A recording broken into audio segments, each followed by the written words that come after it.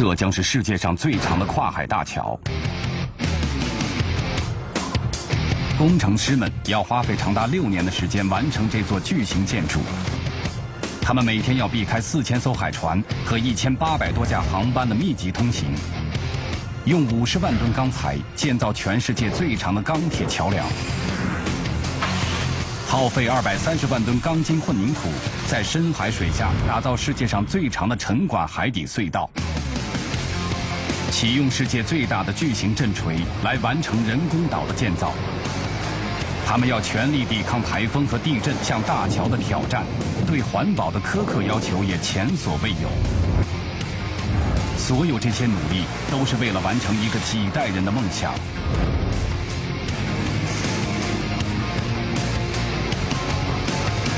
而这仅仅是刚刚开始。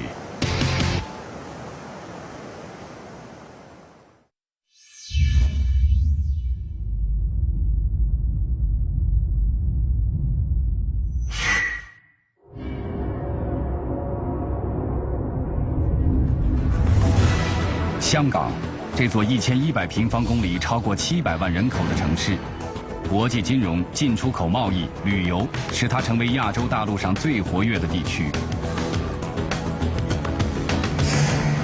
珠海，一座从渔村发展起来的新城市，被誉为中国最适合居住的海滨城市。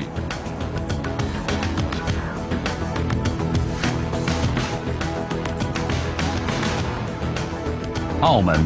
仅21平方公里的土地上生活着40万居民，是世界上人口密度最大的地区之一。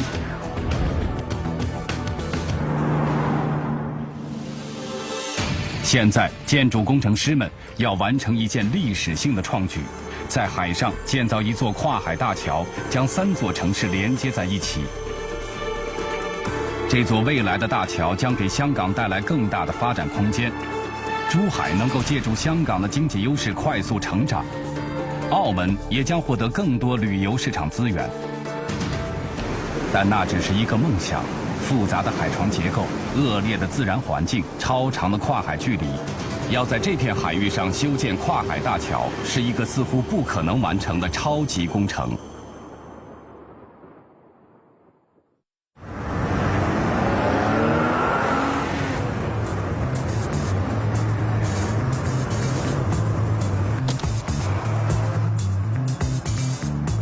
方明山，桥梁工程师，他前10年只做了一件事情，和他的团队一起建成了另一座世界级的跨海大桥——杭州湾大桥。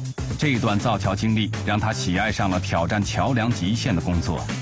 如今，他只身来到珠海，对于他来说，这座未来的大桥将是另一个巨大的挑战。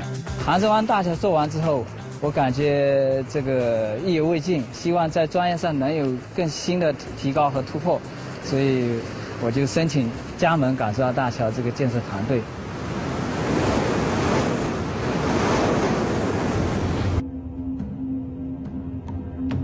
要建一座从香港横跨30多公里的伶仃洋直接贯通到澳门和珠海的跨海大桥，需要解决很多问题。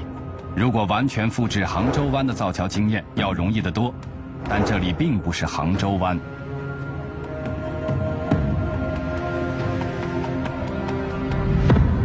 这里是全球最重要的贸易航道，每天有4000多艘船只穿行，航道密集。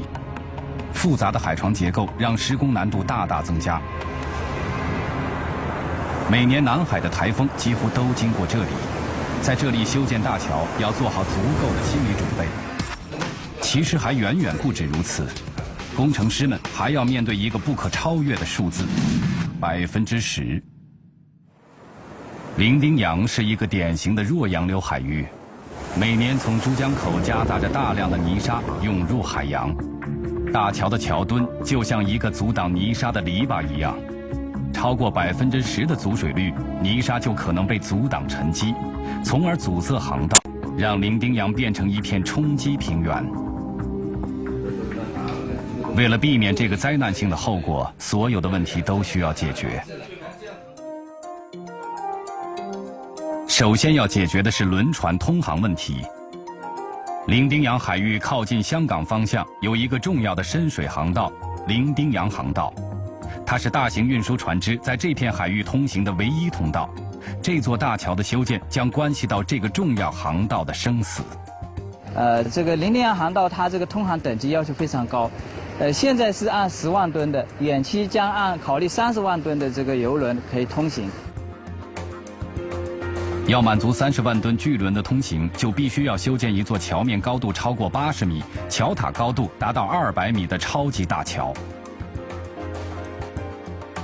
80米相当于我们这个高层建筑大概在26层楼以上的这样一个高度。你可以设想一下，在26层以上的这样一个高度开车是什么样的感觉？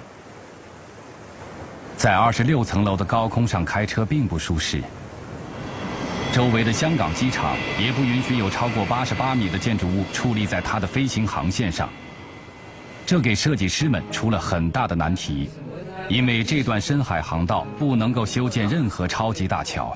如果找不到解决的办法，只有选择停工。就是相当于这块儿，本来我一句话很简单就把它搞定了。一个疯狂的想法在即将陷入僵局时提了出来，这个想法非常大胆，就是放弃在海面以上修建桥梁，而在海面以下修建一座超长的海底隧道。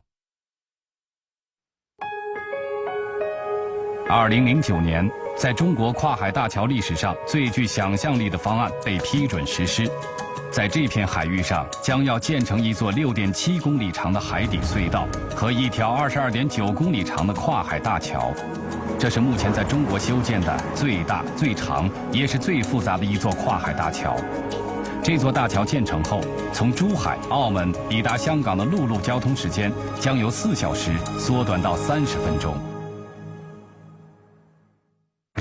中国的工程师们已经有了6座跨海大桥的经验，但还从来没有在海中修建过巨大的海底隧道。未来的大桥建设将是一场史无前例的挑战。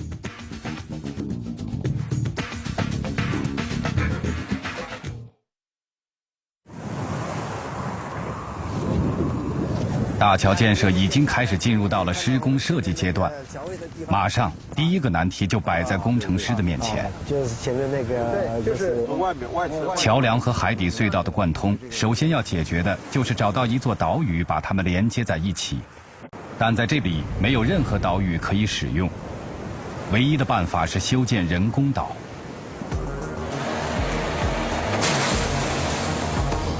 密集的海床勘探工作让人工建岛蒙上阴影，在这片海床上建岛是一个想象不到的巨大工程。我们这个筑岛的这个地方啊，它下面呢是有一层大概15米到20米厚的这样的淤泥。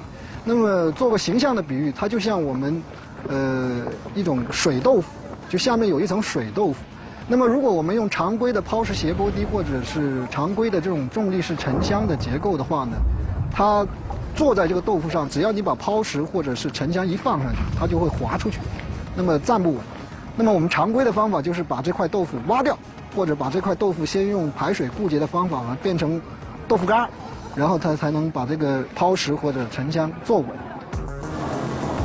超过800万立方米的淤泥将要被移走，相当于可以堆砌3座146米高的胡夫金字塔。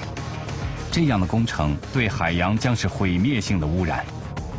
他说这个负荷的话，就是受力跟圆筒，这个负荷跟圆筒对称。时间不等人，建岛工程必须按照计划在1年内完成。工程师们要马上想出更好的办法。一个大胆的设计方案被提出来：圆钢筒围岛的计划。这个方案非常的巧妙。用一组巨型圆钢筒直接固定在海床上，然后在中间填土形成人工岛。它就基本上起到了一个很快的一个稳定结构。那么这个时候呢，你在里面填沙呢，它都不会顺着这块豆腐滑出去。这个计划将不用移走天文数字般的淤泥，它对海洋环境来说也是最好不过的选择。120个超级大的圆钢筒将形成隧道两端的人工岛。这在中国是史无前例的。每个圆钢筒的直径达到22.5米，几乎和篮球场一样大，高度55米，相当于28层楼的高度，而重量将达到550吨，相当于一架A380空中客车。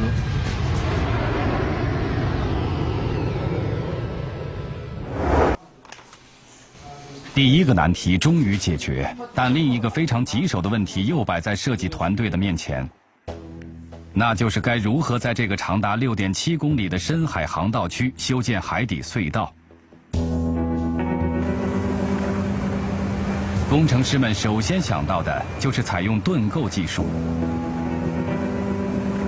中国的盾构技术已经非常成熟，最大的盾构机能够承担在45米深的地下挖掘15米直径的隧道，但在这里只能放弃这个成熟的技术，因为他们不得不要面对10%阻水率的挑战。如果是采用盾构隧道的时候呢，它由于盾构的稳定性要求，它会埋得更深，这个岛就是1公里。那么在这些珠江口上，这个引水面上，这个岛的长度越长，对整个阻水的影响，对水环境的影响就越大。在10%阻水率的苛刻要求下，1公里是不能接受的长度。现在唯一可以采用的方式就是沉管隧道技术了。这个技术是在海床上浅挖出沟槽，将预制好的隧道沉放到沟槽中，然后进行水下对接。它直接的结果就是改变了人工岛的长度。所以从环境保护角度来讲，那么我们选择了这样一个深管隧道，使得岛的长度只降到了625米。每个人工岛减少接近400米的长度，这将大大改善对海洋环境的影响。但这个技术对工程难度将提出巨大的挑战。没有过的，从来没有过的。不仅是国内最难的，在世界上也是最难的隧道之一。这是一项世界上最有挑战的海底隧道工程。每节沉管长达180米，宽33米，高11米，由2个3车通道和2个工程通道组成，重量达到76000吨，相当于一艘航空母舰。他们从西人工岛到东人工岛依次沉入海床以下，并在海下进行无人对接。要一次成型，长180米、重达76000吨的钢筋混凝土隧道是一个非常大的挑战，实际的施工难度远远超出工程师的想象。工程师们想到了好的办法，把180米长的隧道再划分成8个小的单元，然后将这些单元在工厂里拼接成一个整体。模块化方案终于解决了沉管隧道制造的难题。人工岛将要开工，第一步就是制造出那些巨大的圆钢筒，这对中国的工程师来说还是第一次。上海，中国东部最大的沿海城市，中国最大的国际金融交流中心。在距离市中心30公里的长兴岛上，它还是中国最大的钢结构制造中心。这座巨大的钢结构生产基地每天吞吐数以万吨的钢材，为来自全球各地的建筑商打造属于他们梦想中的巨无霸。港珠澳大桥的圆钢筒也在这里开始制造。工人们必须夜以继日地赶工，来尽快完成建岛计划。周工程师每天都往返于办公室和车间，他们的团队必须在8个月内完成120个圆钢筒的制作。但这并不是一件容易的事情。没有任何一个卷板机和模具能够一次完成这个巨大圆钢筒的制作，他们必须想出其他的办法。圆钢筒被分解成72个板单元，一组组拼装完成。但分解的数量越多，拼接误差的机会就越大。而圆钢筒的制作要求误差不能超过3厘米，这对于一个18层楼高的庞然大物来说是一个超级挑战。工程师想出了一个好办法——内胆。一个能够控制圆钢筒外形的钢结构支架。在内胆的定型下进行拼接，误差终于降到了可以控制的范围内。12960片重达6万吨的钢板已经陆续运到了施工现场。这些钢板足以搭建8座埃菲尔铁塔，它们将要在8个月的时间里被拼接成120个巨型圆钢筒。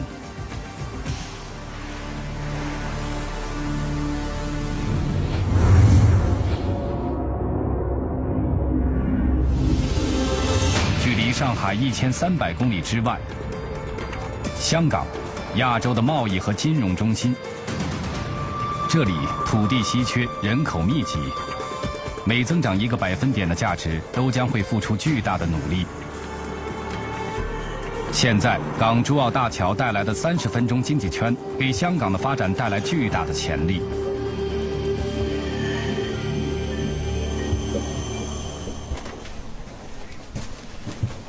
李先生知道这座大桥将给香港带来什么？港珠澳大桥呢，我们其实从大概10年前已经开始跟踪这个项目，好像一个机缘嘛，几年后，突然就有这么的一个机会，就跟非常有实力的一个单位一起合作，做完了那个整条大桥的初步设计。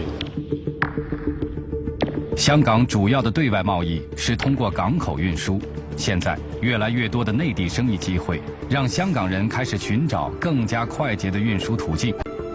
北部的深圳口岸也成为它和内陆连接的主要通道。随着香港的经济发展，它需要面向西部来寻找新的发展空间。李先生和他的团队接受了这个挑战，他们希望通过自己的努力去开辟一条香港新的发展通道。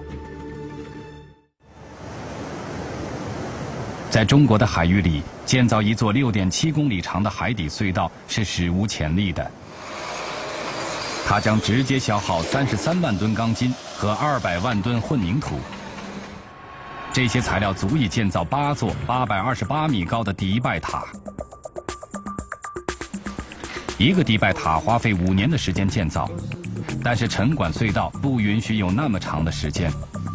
工程计划必须要在1年半的时间里生产所有的沉管隧道。这个难题让工程师们必须要想出新的办法。设计团队请来了世界级制造模板专家，德国的工程师，他们是欧雷松德大桥的制造者。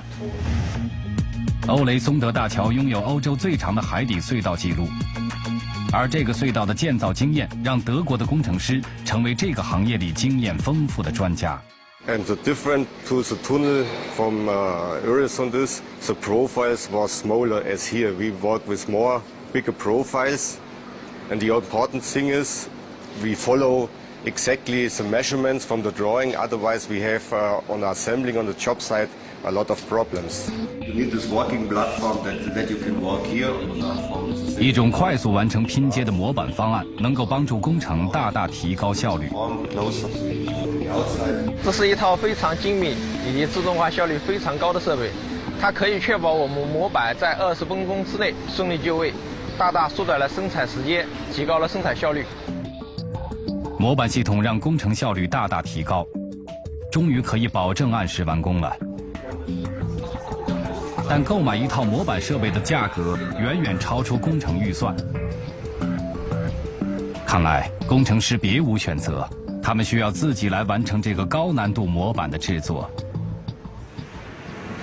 中国的工程师再次接受了这个挑战，来完成世界上精度最高的自动化模板的制造。整个模板用钢量达到3000多吨。能够留给工人们的时间只有短短几个月，他们必须抓紧一切可能完成这项工作。这对于一个从未制作过模板的团队来说是很大的挑战。经过6个月的时间，最后一批的钢模板构件已经在紧张的装配当中。工人们必须在3天的时间完成所有的组装和测试工作。3天以后，这块模板将会被再次拆解，分装到运输船上，运往1600公里之外的沉管隧道制造工厂。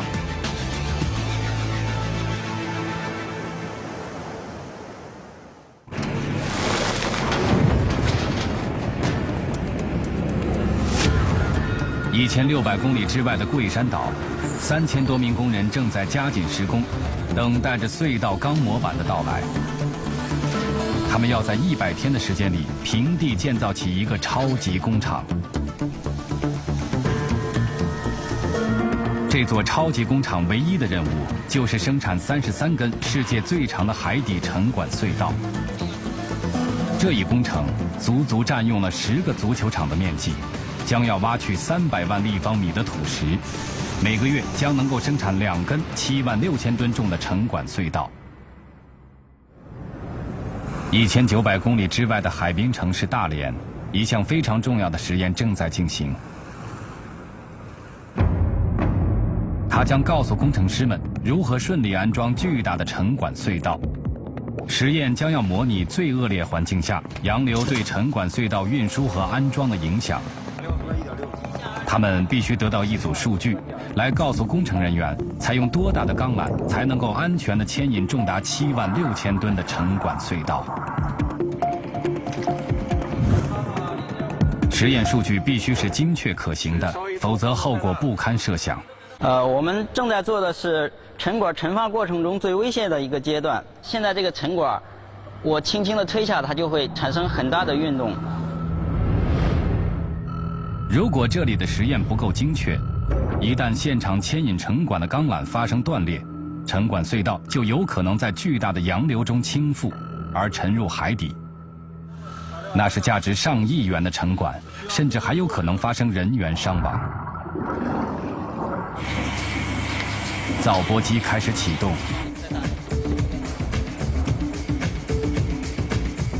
模拟的巨浪冲向沉管模型。半年多的努力，终于到了可以出成果的时候了。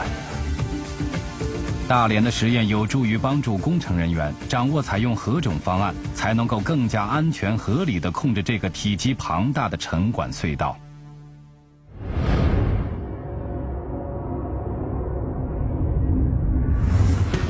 澳门，世界上人口最稠密的地区。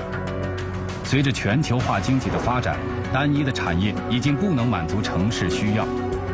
他们正在努力尝试新的发展方向，让更多的人成为顾客和伙伴。这个赌注的成功与否，取决于未来的这座大桥。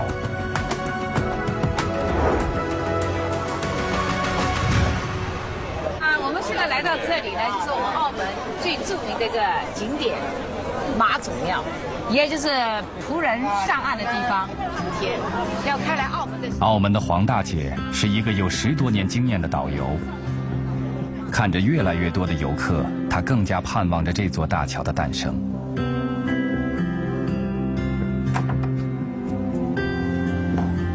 我来澳门的话是1983年来到这里，来了整整30年了。那么见证了澳门回归之前跟回归之后的变化。自从2002年自由行开放了，那么大量的内地的客人来到我们澳门，带旺了我们澳门的旅游业，包括餐饮了，包括这个购物了。那么所以现在我们的生活的话就越来越好了。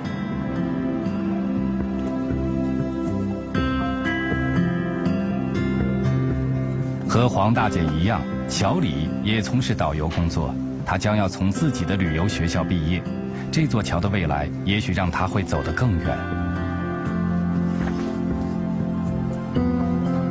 可能4年以后我应该出来工作了，可能那个时候工作的时候，我可以往外宽一点，因为不只是在澳门工作，可能我去到珠海或者是去到香港工作，那个时候可能已经变成一件很普通的事情了。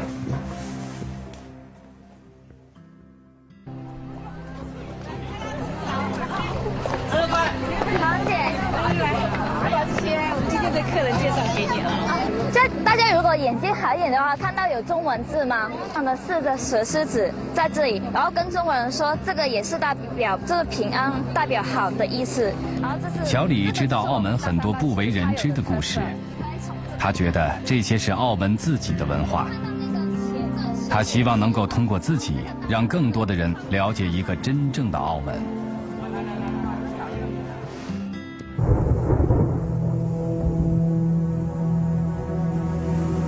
伶仃洋蕴藏着强大的能量，台风、巨浪，每一个力量都直接威胁大桥的安全。其实，这里还隐藏着一种人们所无法看到的威胁。这里正在进行一项准备了20年的实验。桥墩最大的威胁不全是来自风浪，还有一种看不见的危险——绿岩。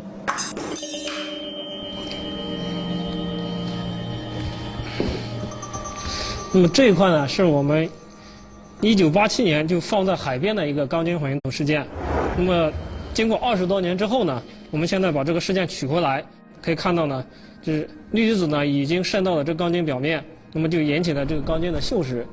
那么如果时间再延长，那么这个整根钢筋都会全部锈蚀，它的锈蚀产物呢就会造成膨胀，那么整个混凝土呢就会开裂，甚至于剥落，那么这个结构就失效了。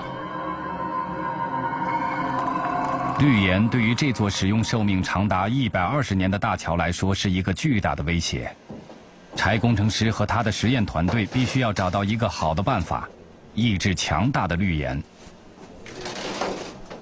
在海洋环境下搞工程建设呢，对于工程质量造成最大的、最长期的影响呢，就是绿岩问题。比如这个石块呢，就是混凝土氯离子呢，已经渗透到这儿了。这个问题的解决是解决港珠澳大桥120年使用寿命一个最重要的问题。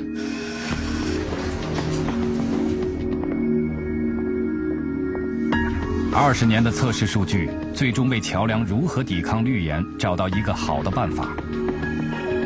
一种高性能混凝土技术由此诞生。它抵抗氯离子的能力比普通混凝土提高数倍以上。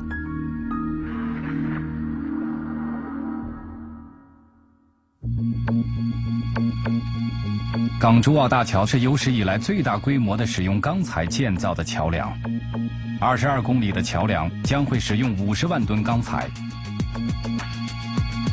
虽然全钢的桥梁比传统混凝土桥梁重量轻了很多，但它依然要面临一个严峻的挑战——地震。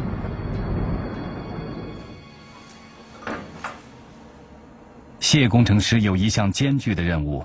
他的团队必须要找到一个最好的办法，保护这座钢铁大桥不会受到地震的威胁。这次，工程师们把目光集中到了一个最新的科技材料。这是一个普通的橡胶，我们看看它落下自由落体以后会发生什么情况。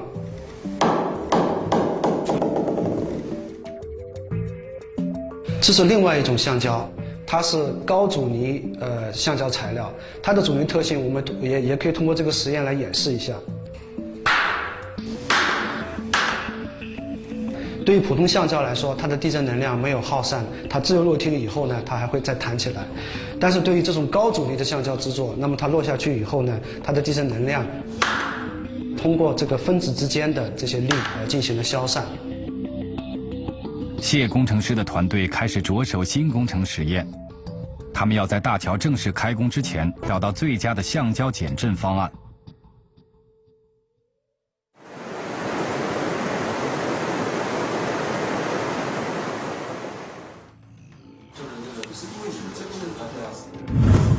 港珠澳大桥横穿伶仃洋海域，为保证每天4000多艘船只的顺利通行，除6.7公里的海底隧道之外，还设置了3座通航桥梁。现在，这些桥梁的设计也进入最后的阶段。从来没有一座桥横跨在3个国际机场的航线上，而且离得那么近。最危险的是离口岸最近的九州大桥，在这里距离澳门机场仅有几公里，飞机起飞不到1分钟就将飞越大桥的上空。在常规施工过程中，吊装设备要远高于桥塔本身，但这一经验却让工程师在这里无计可施。航空部门要求，在大桥的整个建设期间，不能有任何设备的高度超过122米，而大桥的桥塔已经达到120米，设计师必须重新找到新的施工方案。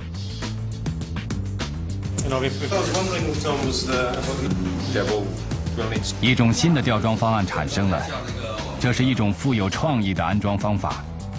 工人们将桥梁的锁塔直接在陆地上预制完成，然后通过底座上的连接轴进行连接，通过巨大的钢缆牵引，整座塔从水平到90度垂直一次完成。新的桥塔施工方案让人欣喜，但最终能否实施，还需要通过另一个考验——风。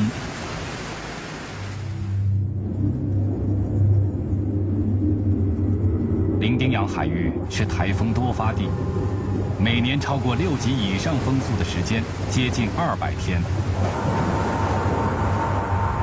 韧性强的钢梁会在风力的作用下自然摆动，一旦造成频率相同，就会产生共振，后果不堪设想。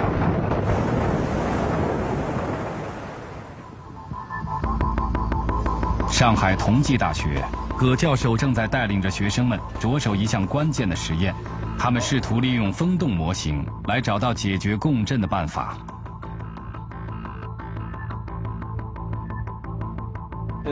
测点观察一下正常吗？往11米每秒升。我们已经发现了一些不利的涡振的现象。那么在每秒16米，也就是7级风的作用之下，它速弯振动的振幅呢可以达到40公分。那么这个40公分的振幅呢，会对行人、会对驾驶员、会对行车坐在车上的人员造成一些不舒适的感觉。那么甚至于呢，会导致桥梁结构的疲劳影响。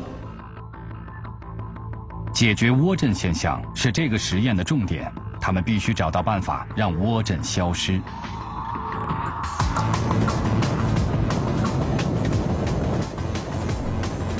数据正常吗？正常。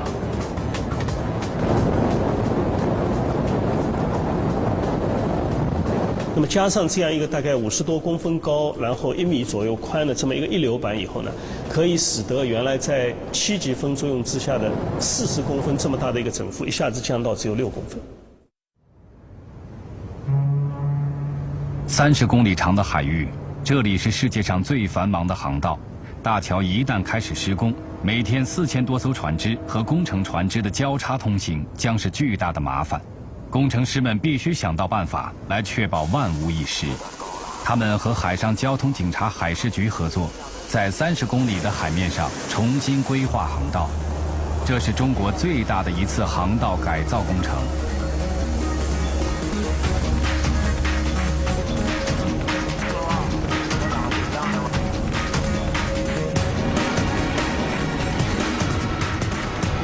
我们这个桥梁部分呢，这个线路比较长，很快就要开工了。这个海事部门在这个高速客船的航线的调整和规划上面有什么想法没有？可以说，在我们这个23公里的桥梁段的这个水上交通安全监管中，应该是最难的部分，也是对于我们这个施工和通航安全影响最大的部分。跨越了我们这个来往于粤港澳3地的这个高速客船。正常的情况下，它有150个这个航班。广州海事 VTS 监管中心，这里正在密切监视这片海域内所有通行的船只，以确保绝对的安全。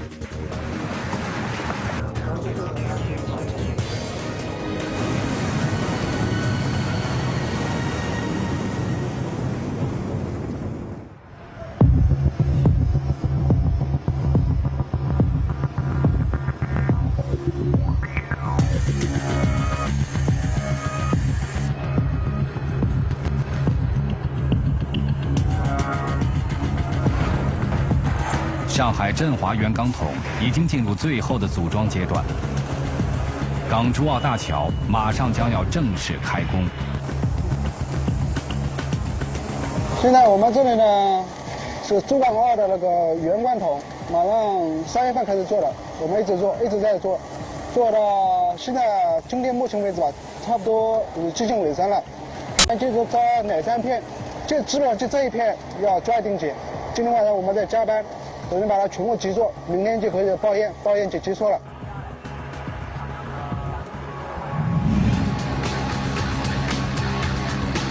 要将这些原钢桶运送到远在1600公里之外的施工现场，并非想象中的那么简单。这个动台了，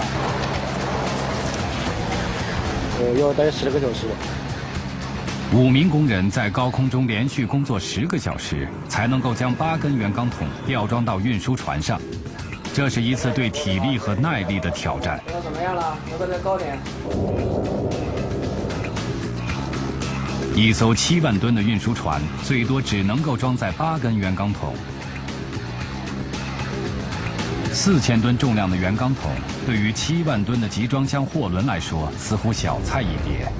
但它45米的高度却直接挡在驾驶室的正前方。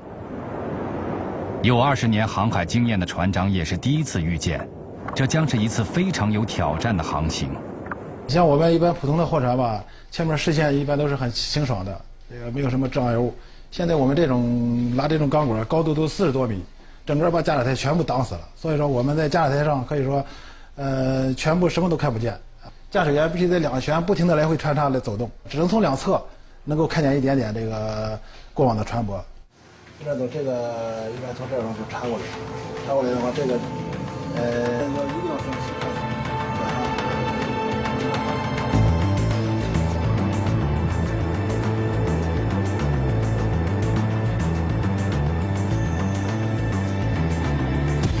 振华号载着8个巨大的原钢桶起航了。 驶向南部1600公里之外的伶仃洋。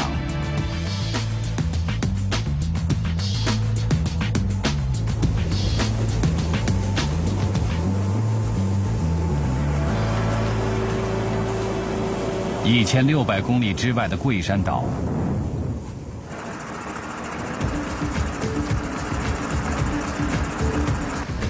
沉管隧道工厂将要完工。 巨大的钢模板已经进入最后的安装阶段。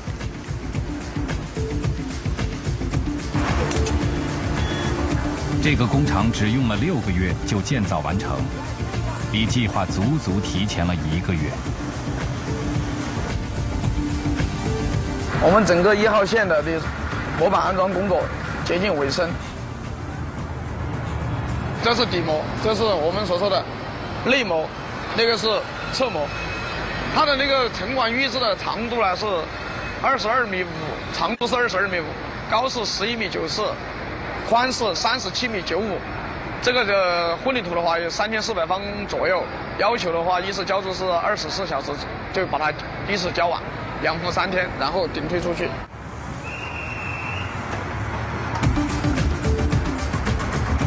最后一片模板正在吊装。 4名工人在起重机的帮助下，将10几吨重的板片连接在系统上。再有1个月时间，第1根沉管就将要开始制造，它将再次刷新世界纪录。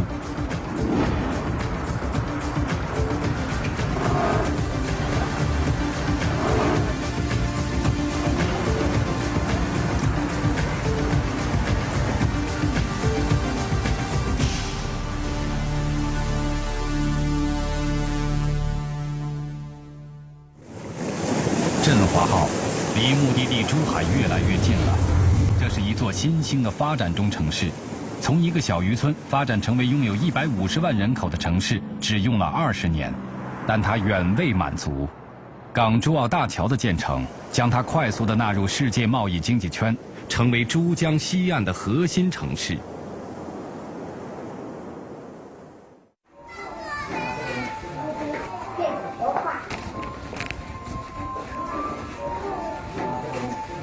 张老师在珠海生活了20年，随着改革开放后的第一批移民潮来到珠海，他感受到了珠海的变化和发展。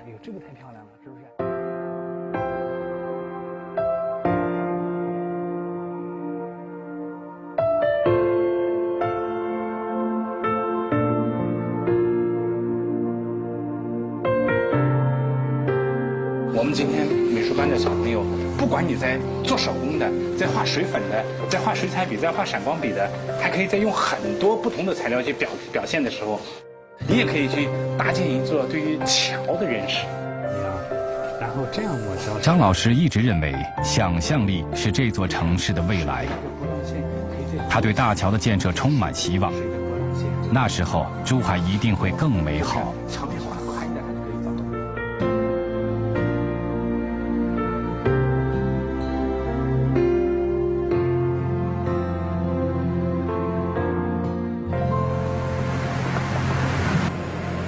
海洋运输船载着8根圆钢桶赶往珠海人工岛海域，时间不等人，因为在菲律宾以南正在形成一股气旋，它很有可能形成一个新的台风。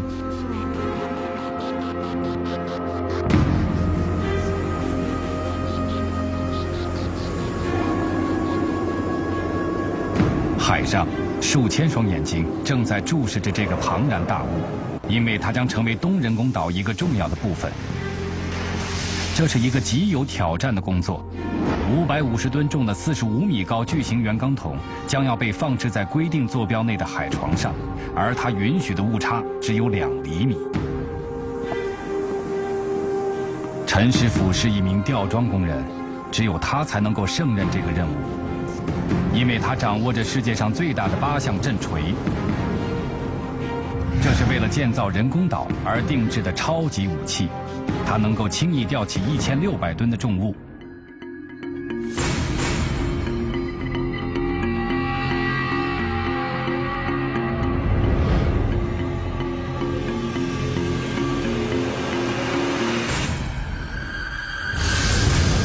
550吨重的圆钢桶被吊起移向这片海域，但没有人知道这个误差只有2厘米的点在哪里。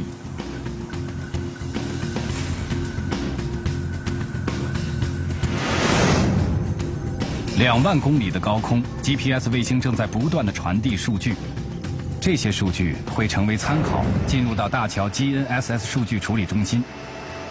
这是大桥建立的一个 GNSS 基站，他们的任务就是确保在工程范围内的施工精度。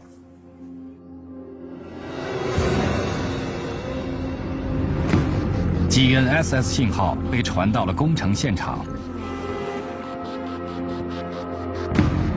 现在，550吨重的圆钢桶逐渐下沉，它要穿透37米的海床，达到指定位置。似乎一切进展顺利，但很快震锤就停了下来。监测的资料显示，圆钢桶正在穿过一个5米厚的硬层。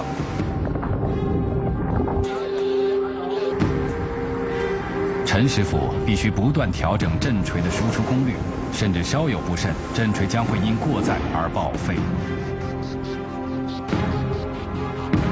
与此同时，菲律宾海域今年最强大的一次台风纳沙已经形成，并快速向南海袭来。工程指挥部马上开始紧急部署，因为它极有可能经过这个施工区域。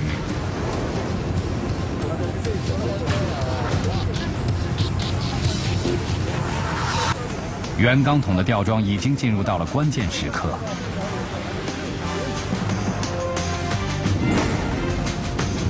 陈师傅在操作着世界上最大的震锤与海床对峙，而绝不允许有任何闪失。原本30分钟能够完成的工作，现在已经僵持了近2个小时。海浪在风的推动下不断加强，这是一项艰巨的任务。它如果成功，这将是东人工岛一个好的开端。台风离这片海域越来越近，所有的船只都收到了海事部门的指令，他们将赶往就近的避风港。今天晚上台风纳沙就要到来了，你准备去哪里避风啊？要到晚上看那个台风的动向，然后选择避风的锚地。弄错就往这边。终于，在东人工岛的施工现场，事情有了转机，圆钢桶开始加快下沉速度，这意味着它已经突破了硬土层。短短10分钟，陈师傅操作着巨大的震锤，将原钢筒顺利下沉到了预定的深度。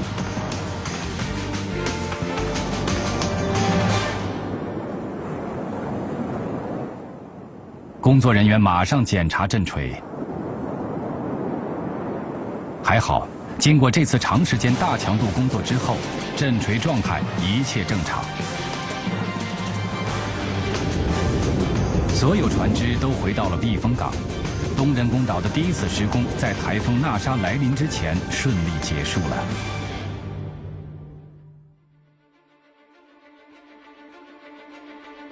经历长达28年的准备，中国的工程师们终于开始在这片最繁忙的海域上建造这座世界上最长的跨海大桥。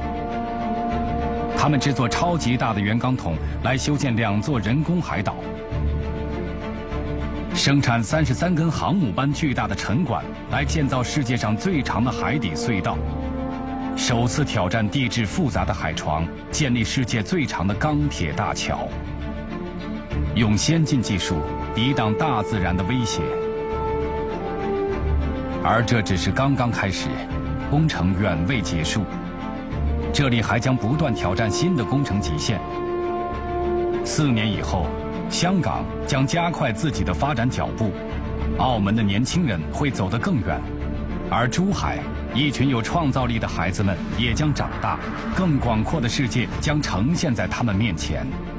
而这座港珠澳大桥也将静静地告诉人们，中国的工程师再一次挑战极限，完成又一项超级工程。